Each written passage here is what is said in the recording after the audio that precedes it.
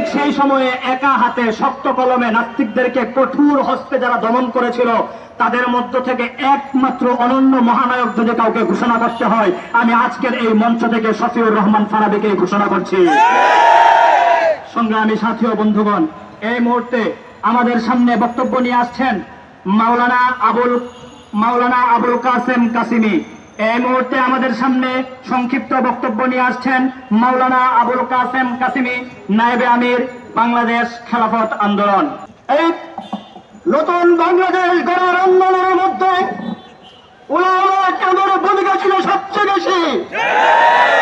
আজ উলামা কেরাম সবচেয়ে বেশি নির্যাতিত হচ্ছে। সংগ্রামী সাথী বন্ধুরা আমার, এই লেডি ফেরাউন শেখ হাসিনা 15টি বছর আলেম ওলামাদেরকে জঙ্গি নাটক করে জেলখানায় ঢুকিয়েছে, কিন্তু তাদের পক্ষে পুরো দল কথা বলার সাহস পায়নি। আমি অন্তর্বর্তী সরকারকে বলবো, যে সমস্ত ওলামা কেরামকে শেখ হাসিনা জঙ্গি নাটক করে কারাগারে ঢুকিয়েছে, অবিলম্বে তাদেরকে মুক্তির ব্যবস্থা করুন। আর যদি মুক্তির ব্যবস্থা না করা হয়, তাহলে তাদেরকে কিভাবে মুক্তি করতে হয় ওলামা কেরাম সেই ব্যবস্থা করবে এবং আন্দোলন করে সারা বাংলাদেশে ছড়িয়ে দেবে ইনশাআল্লাহ। অনন্য সহায়ক ছিল র্যাব, যারা নাকি প্রতিনিয়ত জঙ্গি জুজুর ভয় আমাদেরকে দেখাতো এবং জঙ্গি নাটক সাজাতো। একটা ব্যাপার সুস্পষ্ট করে, কিছুদিন আগে সাদ নামক একটা ছেলেকে তার মায়ের খুনি বানিয়েছিল এই র্যাব। সেখান থেকে এটা আমাদের সামনে আবারও প্রতীয়মান হয়েছে। এই র্যাব প্রতিনিয়ত আজ অব্দি, অদ্যবধি, এমনকি ভবিষ্যৎকাল পর্যন্ত এরা এই জঙ্গির নাটক সাজাতে থাকবে। সুতরাং অচিরে এই র্যাবকে আমরা সতর্কবাণী শোনাতে চাই। হাসিনা রেজিমের এই ধারাবাহিকতা আপনারা আজ অব্দি আর বহাল রাখবেন না, নয়তো আপনাদের পরিণতিও হাসিনার মতো হবে। সংগ্রামী সাথী ও বন্ধুগণ, তবে র্যাবকে আমি একটা বিষয় অবশ্যই বলতে চাইবো, প্রশাসনিক এই বাহিনীটাকে আমি যে ব্যাপারটা বলতে চাই যে আপনারা জঙ্গি নাটক সাজান, ঠিক আছে, কিন্তু স্ক্রিপ্ট তো দুর্বল থাকে কেন? সাধারণ মানুষ কেন বুঝে ফেলে যে আপনাদের এগুলো নিতান্তই নাটক? সংগ্রামী সাথী ও বন্ধুগণ, এই মুহূর্তে আপনাদের সামনে বক্তব্য নিয়ে আসবেন বৈষম্যহীন কারামুক্তি আন্দোলনের কেন্দ্রীয় ও প্রধানতম সমন্বয়ক মুফতি শফিকুল ইসলাম আব্দুল্লাহ। এই মুহূর্তে আপনাদের সামনে বক্তব্য নিয়ে আসছেন বৈষম্যহীন কারামুক্তি আন্দোলনের কেন্দ্রীয় ও প্রধানতম সমন্বয়ক মুফতি শফিকুল ইসলাম আব্দুল্লাহ।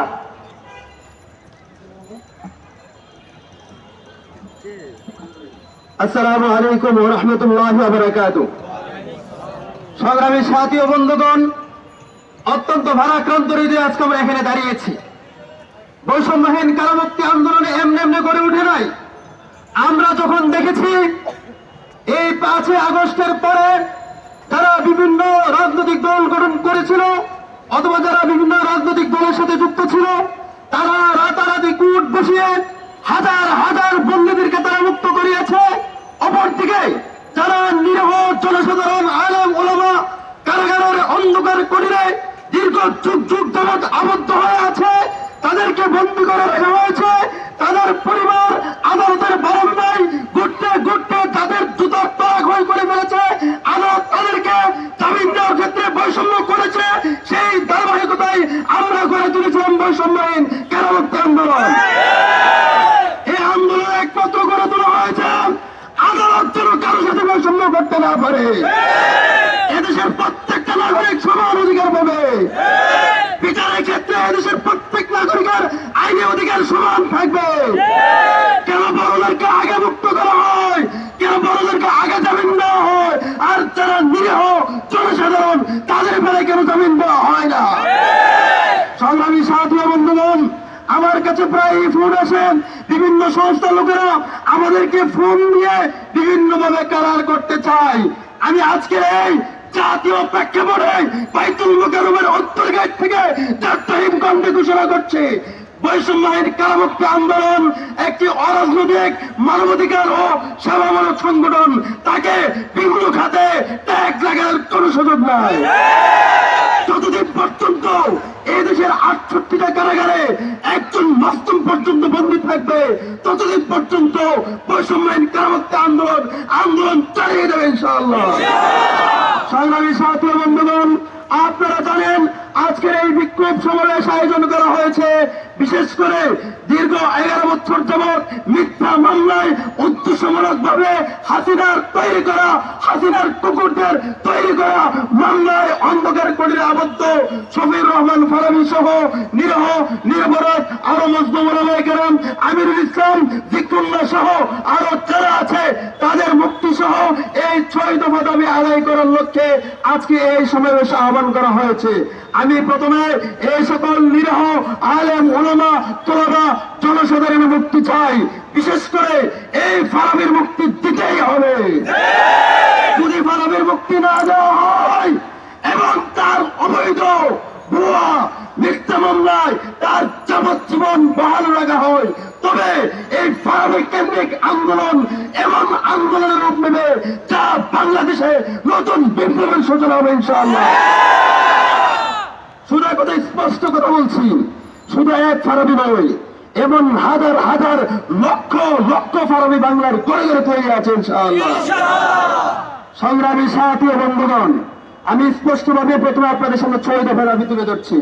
বৈষম্যহীন কারামুক্তি আন্দোলন অত্যন্ত যৌক্তিকভাবে 6টি দফা সামনে নিয়ে আসছে। আমি প্রশাসনের বিভিন্ন লোকদের সাথে ঊর্ধ্বতন দায়িত্বশীলদের সাথে কথা বলেছি। আমি তাদেরকে বলেছি আপনারা পরে দেখেন আমাদের এই 6 দফা এদেশের জনগণের পক্ষে নাকি বিপক্ষে, এই 6 দফা মানবতার পক্ষে নাকি বিপক্ষে, এই 6 দফা দেশ এবং জনগণের পক্ষে নাকি বিপক্ষে। অনেকেই পড়েছে, তারা বলেছে এগুলো বাস্তবায়ন হওয়া দরকার। আমরা সরাসরি দেখে এসেছি জেলখানার ভিতরে যে পরিমাণ বৈষম্য চলে, জেলখানার ভিতরে 5টা মার্ডার করেছে এমন আসামি পুরো জেলখানায় ঘুরে বেড়াচ্ছে। শুধুমাত্র ইসলামিক মামলায় যাদেরকে গ্রেফতার করা হয়েছে, যারা ইমাম, যারা খতিব, যারা মাদ্রাসার প্রিন্সিপাল, যারা ওয়াজের ময়দানে হুঙ্কার গর্জন নিয়ে যারা হাসিনার জুলুমের বিরুদ্ধে কথা বলতো, এই সকল মুফাসসির কোরআন যারা আছে তাদেরকে অন্ধকার কোটরে ছোট্ট করে আবদ্ধ করে রাখা হতো। এই বৈষম্য আর না হয় সেজন্য গড়ে উঠেছে বৈষম্যহীন কারামুক্তি আন্দোলন। এখন থেকে কারাগারের কর্তৃপক্ষ যারা আছেন, আমরা মিডিয়ার ভাইদের মাধ্যমে কারা কর্তৃপক্ষকে বলে দিতে চাই অনতিবিলম্বে জেলের ভিতরে সকল কারাবন্দীদের জন্য সমান অধিকার নিশ্চিত করো। কি আশ্চর্য ব্যাপার, কি দুঃখের ব্যাপার! সাধারণ কারাবন্দীরা সপ্তাহে একবার পরিবারের সাথে কথা বলতে পারে, সপ্তাহে একবার সাক্ষাৎ করতে পারে। আলেমদেরকে মাসের পর মাস চলে যায়, একদিন তার পরিবারের সাথে ফোনে কথা বলতে দেওয়া হয় না। অন্যদেরকে সপ্তাহে একবার ফোনে কথা বলার সুযোগ দেওয়া হয়, আলেমদেরকে কথা বলার সুযোগ দেওয়া হয় না। অন্যদেরকে সপ্তাহে একবার সাক্ষাতের সুযোগ দেওয়া হয়, আলেমদেরকে মাসে সাক্ষাতের সুযোগ দেয়। অন্যদেরকে ঘন্টার ঘন্টা সাক্ষাতের সুযোগ দেয়, আলেমদেরকে মাত্র 10 মিনিট কথা বলার সুযোগ দেয়। এই যে বৈষম্য চলছে, তারা সারা জেলখানায় ঘুরে বেড়াতে পারে, ওলামায়ে কেরাম ঘুরতে পারে না। তারা চিকিৎসার জন্য যখন তখন হসপিটালে যেতে পারে, ওলামায়ে কেরামকে হসপিটালে যেতে দেওয়া হয় না। তারা খাবার খাওয়ার জন্য, নিজস্ব প্রয়োজন পূরণের জন্য যখন তখন ক্যান্টিনে যেতে পারে, ওলামায়ে কেরামকে ক্যান্টিনে যেতে দেওয়া হয় না। অন্যরা পত্র পত্রিকা পড়তে পারে, ওলামায়ে কেরামকে পত্রিকা পড়তে দেওয়া হয় না। অন্যরা টিভির সংবাদ দেখতে পারে, আলেমদেরকে টিভির সামনে সংবাদ দেখতে দেওয়া হয় না। অন্যরা বিনোদন করতে পারে, আলেমদেরকে বিনোদন করতে দেওয়া হয় না। অন্যরা তাদের মনের প্রশান্তির জন্য জেলখানায় একটু সকাল বিকাল ঘুরতে পারে, দীর্ঘ সারা দিন হাত পা খোলা থাকে। আর আলেমদেরকে 24 ঘন্টা লোকাপ লাগিয়ে রাখা হয়। আমরা এই জাতীয় মঞ্চ থেকে ঘোষণা করছি, হে কারা কর্তৃপক্ষ, আপনারা শুনে রাখুন, অনতিবিলম্বে এসব বৈষম্য দূর করতে হবে, নতুবা তোমাদের বিরুদ্ধে আন্দোলন করে তোমাদেরকে চাকরিচ্যুত করা হবে। কোন আসামির সাথে এভাবে বৈষম্য করার আইন এবং বিধান জেল কোডের কোথাও নেই।